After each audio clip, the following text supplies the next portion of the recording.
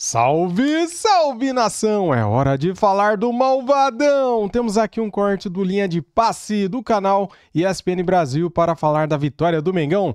Flamengo 2, quebrando o tabu de 28 anos lá em Caxias do Sul. Juventude 0. É isso aí, galera! Espero que vocês me ajudem com o seu like. Se inscreva aqui no canal se você é rubro-negro. Seja bem-vindo e ative o sininho, tá bom? As imagens são da ESPN, link na descrição como créditos. Vamos lá pro vídeo.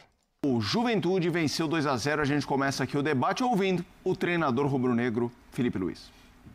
Primeiro, que quando ligam outros clubes interessados, isso me deixa, não posso mentir, me deixa feliz, porque vejo que existe um reconhecimento no nosso trabalho e no que está sendo feito no dia a dia, né? Mas não é o momento. Não era o momento.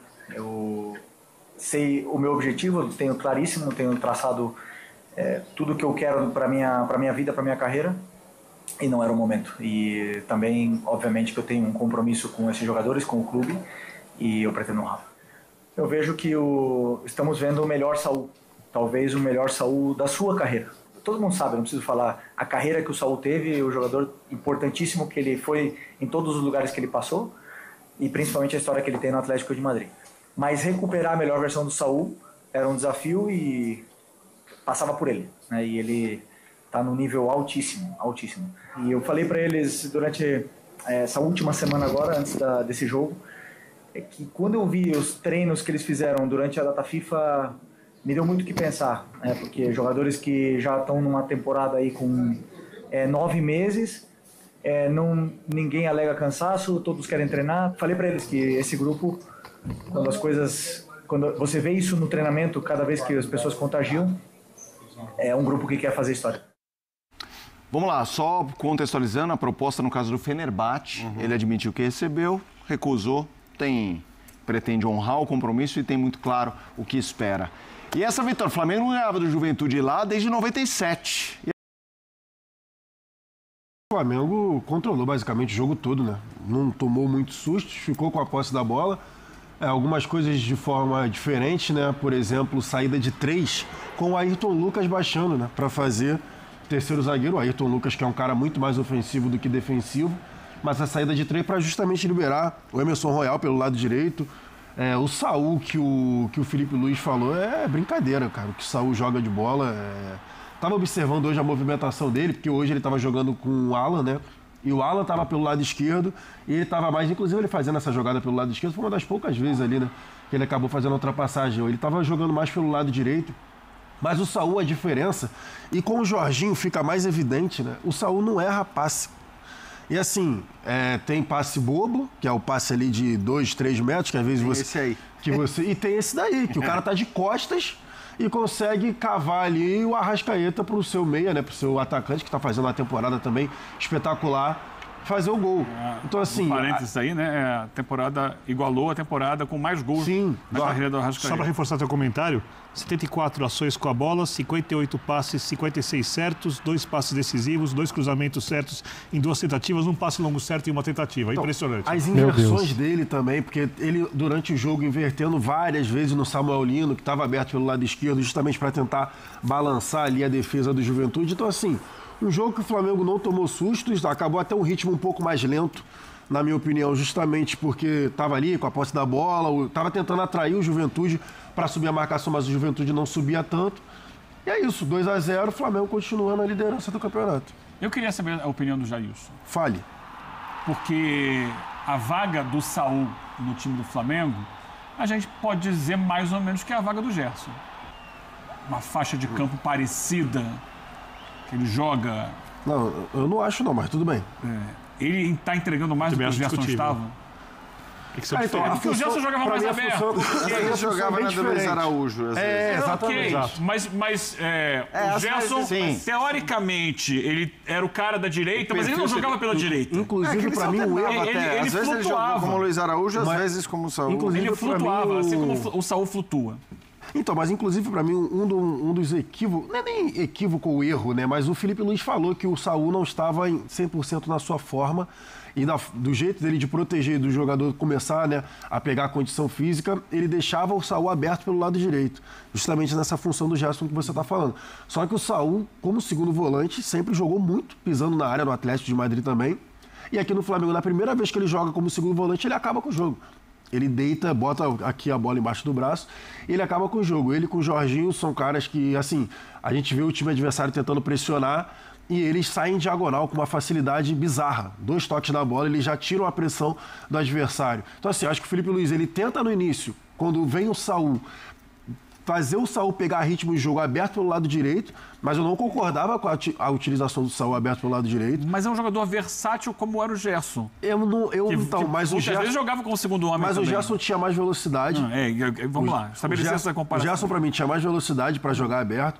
O Gerson, mesmo ele tendo um pouco mais... Ele era lento na hora que ele trazia para dentro. Na hora que ele pegava a bola pelo lado direito, né, para trazer para a canhota, que é a perna boa. Mas ele tinha mais força física também para sustentar o embate com os laterais. Coisa que o Saul não tem.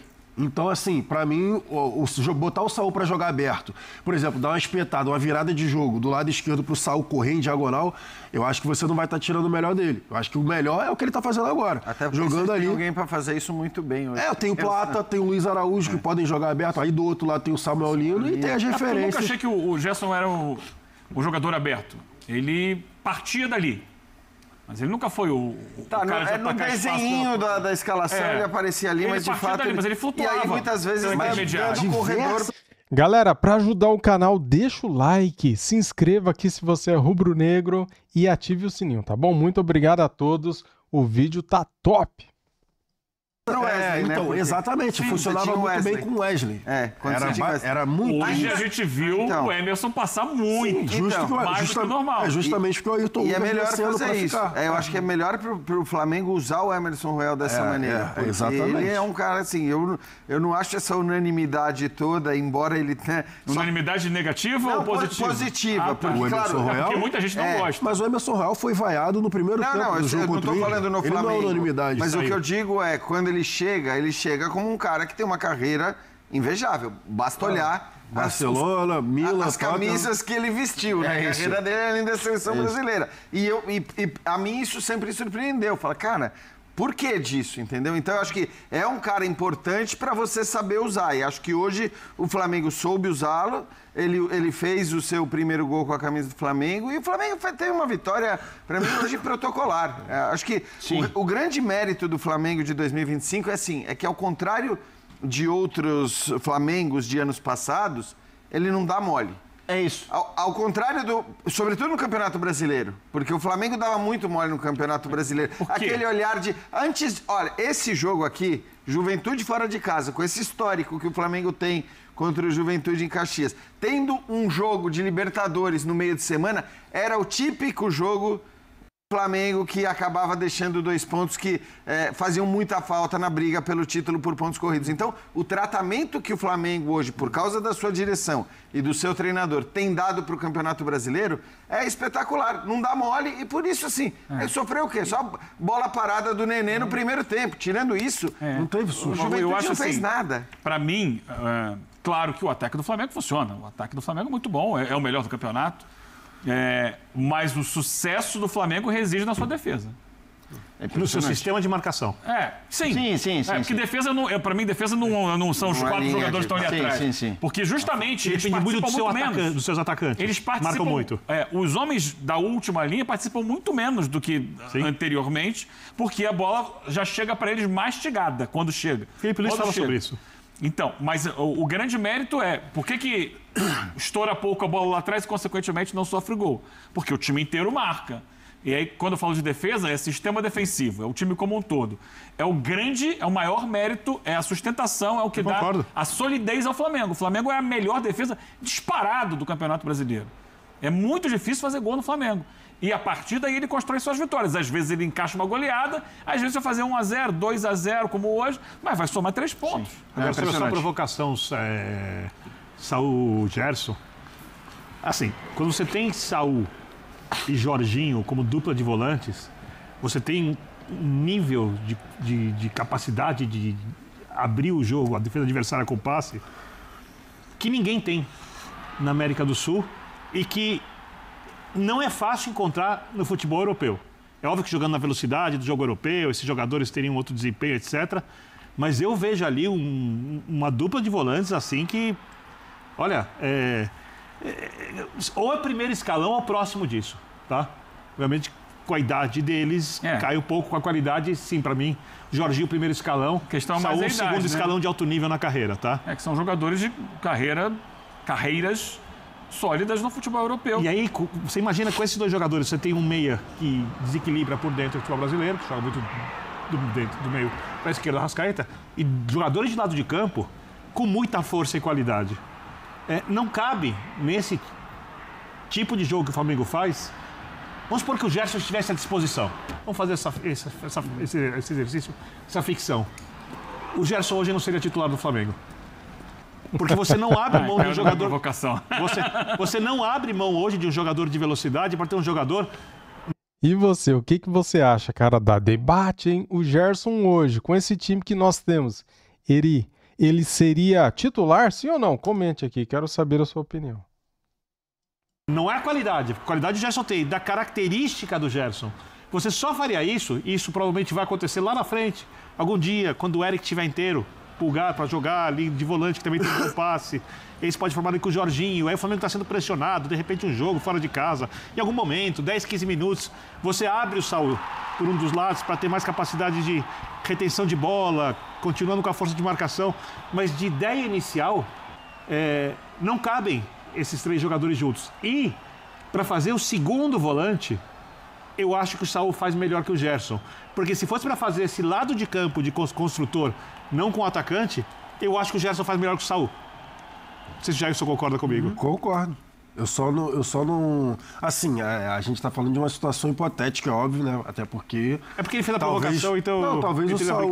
Não, então, talvez o Saúl não viesse se o Gerson não tivesse saído. Sim. Mas eu não sei se por exemplo, se o Gerson não seria titular. Não como meia, né? Como volante. Eu acho que o Gerson continuaria brigando aberto lá com o Luiz Araújo e com o Plata pelo lado direito.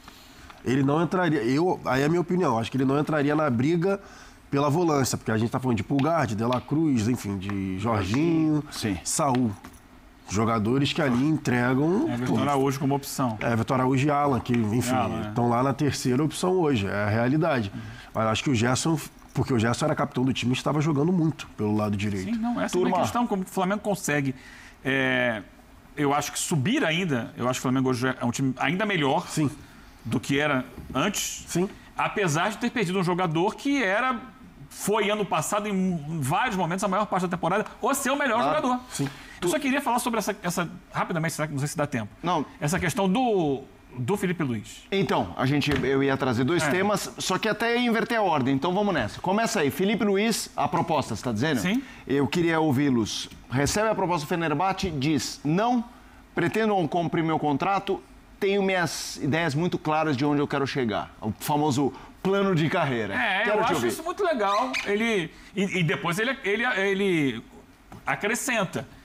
E tenho um projeto aqui com o Flamengo. É a responsabilidade dele profissional com um projeto que está no meio. É no meio da temporada. Passou um pouquinho do meio, mas agora vão entrar as fases decisivas de Libertadores, de Campeonato Brasileiro. Quem sabe chegar a um Intercontinental. E ele é fundamental nisso.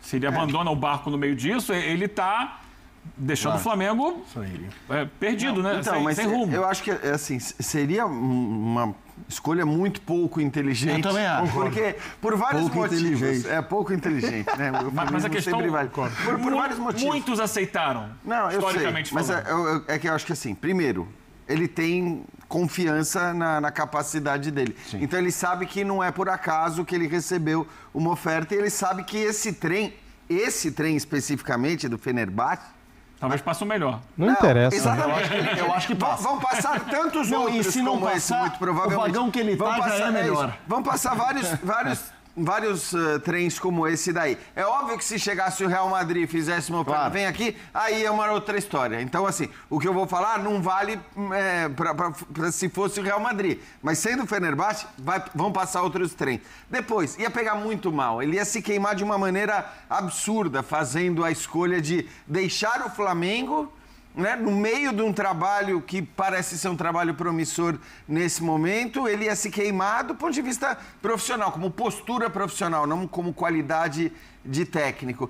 E terceiro, que eu acho que assim, a chance que ele tem de ganhar 2 títulos até é uma chance grande. Não estou dizendo que já é campeão da Libertadores ou já é campeão brasileiro, mas o Flamengo hoje é o favorito para o Campeonato Brasileiro e isso pesa bastante. Eu acho que ser favorito para título brasileiro é bastante significativo e é o favorito para Libertadores, o que aí eu acho que tem um peso menor, porque mata-mata, o favoritismo conta pouco. Mas seria muito burro deixar o Flamengo agora. Pronto. Um pouco inteligente. Concordo, cara. Seria burro, mas ainda bem que ele é um gênio, é inteligente e vai permanecer no Mengão. Só pra sublinhar, muitos outros aceitaram essa situação na história do futebol brasileiro. E outra, projetando, ali na frente vai passar um outro trem desse. Não. E quando vai passar esse trem, final do ano, meio do ano que vem, o Flamengo tem que estar preparado. Porque vai vir o trem, eu acredito que vai vir o trem mais forte. Eu entendi o que o Eugênio quer sublinhar, o famoso, pô, que legal dele ter feito isso, mesmo que a gente concorde, porque muitos não faria. Mostra que ele é um cara, mas para mim, assentado sobre o que ele pensa, o que ele projeta, muito sólido. O meu ponto para jogar para vocês é, por que eu também acho que seria muito pouco inteligente? Se a gente pegar as grandes ligas, vamos ver essa última janela do Flamengo. Que time pode oferecer uma janela dessas em comparação aos seus concorrentes? Porque assim, óbvio que o Liverpool pode, mas aí o Chelsea também pode, o United pode, o City pode, e são grandes clubes, eu não estou falando. Ele está num lugar que permite a ele, se ele olha no médio prazo, um domínio de consolidação de carreira que eu não acho nem que é para ir na linha da fidelidade ao Flamengo.